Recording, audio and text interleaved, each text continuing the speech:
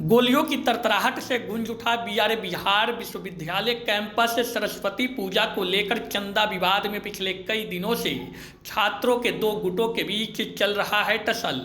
Firing से इलाके में दहशत का बना माहौल। इस न्यूज के प्रायोजक है अफजल फर्नीचर। मुजफ्फरपुर के बिहार विश्वविद्यालय का इलाका गुरुवार की अहले सुबह गोलियों की तरतराहट से गूंज उठा।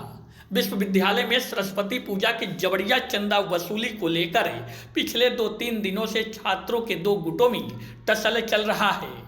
आपको बता दें कि 3 दिन पहले 2 हॉस्टलों के छात्रों में जमकर भिड़ंत हुई थी। इस बीच छात्रों के दोनों गुटों में जमकर मारपीट भी हुआ था। इस घटना की एफआईआर के बाद भी पुलिस ने सख्त रुख नहीं अपनाया। इसको लेकर उपद्रवी किस्म के छात्रों का मनोबल बढ़ गया। इस बीच आज गुरुवार की अहले सुबह बाइक सवार युवकों ने ठक्कर बापा हॉस्टल गेट पर गोलियां बरसाई है, जिसके बाद विश्वविद्यालय इलाके में दहशत का माहौल है। इस घटना का सीसीटीवी फुटेज भी सामने आया है, जिसमें साफ दिख रहा है कि बाइक सवार युवक के द्वारा कई राउंड गोलियां चलाई गई है। विदित हो कि सरस्वती पूजा को लेकर अक्सर विश्वविद्यालय में इस तरह की घटनाएं पहले भी हो चुकी है, लेकिन ताज्जुब की बात है कि विश्वविद्यालय थाना से चंद कदमों की दूरी पर इस तरह से बेखौफ होकर सुबह सुबह गोलियां चलाना कहीं न कहीं प्रशासन के सुरक्षा व्यवस्था पर भी सवालिया निशान खड़ा हो रहा है। इस संबंध में ठक्कर बापा हॉस्टल के छात्र ने बताया कि सुबह सुबह सोए हुए थे और इस बीच कई राउंड गोली चलने की आवाज़ सुनी गई। उसने बताया कि करीब 10 से 15 राउंड गोली चलाई गई है।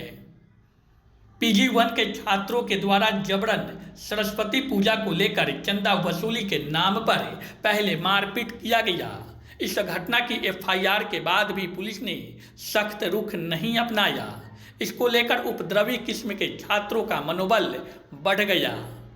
फायरिंग करके बाइक सवार युवकों के भागने के 1 घंटे के बाद बड़ी संख्या में कई थानों की पुलिस के साथ SDPO टाउन 1 सीमा देवी मौके पर पहुंची। PG बॉयज हॉस्टल में पुलिस ने फायरिंग करने वालों की तलाश में छापेमारी की।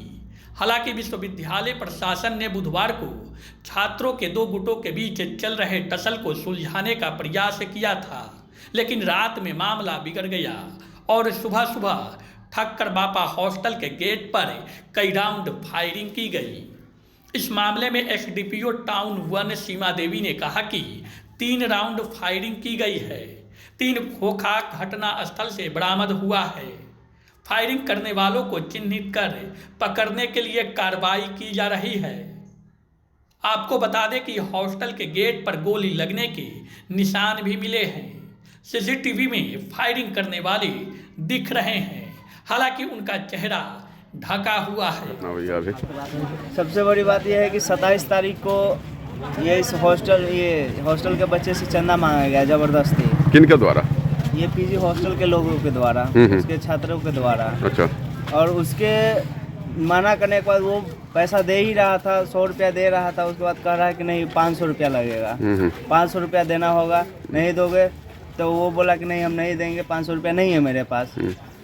तो वो पूछा कि कहाँ से है, नाम क्या है, कौन है, बताओ। बोला कि ठक्कर बापा के है, हम हॉस्टल में रहते हैं। बस खींच के मारने लगा। अच्छा। मारने के बाद इधर से भी भाई को फोन किया, भाई गया तो भाई को भी मारा।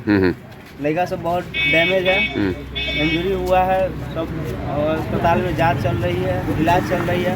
उसके बाद पुलिस प्रशासन भी कोई कार्रवाई नहीं किया उसके ऊपर। अच्छा। आज सवेरे मॉर्निंग में क्या हुआ है, हम लोग तो सोए हुए थे, गेट पे देखिए 10-15 राउंड फायरिंग चला है। 10-15 राउंड फायरिंग हुआ है। हाँ, पीछे भी हुआ है अभी। हम लोगों की यही गलती कि हम लोग दलित हैं, हम लोगों को चलने का अधिकार नहीं है, रहने का अधिकार नहीं है, पढ़ने का अधिकार नहीं है। यहाँ का DMSP कुछ नहीं कर रहा है।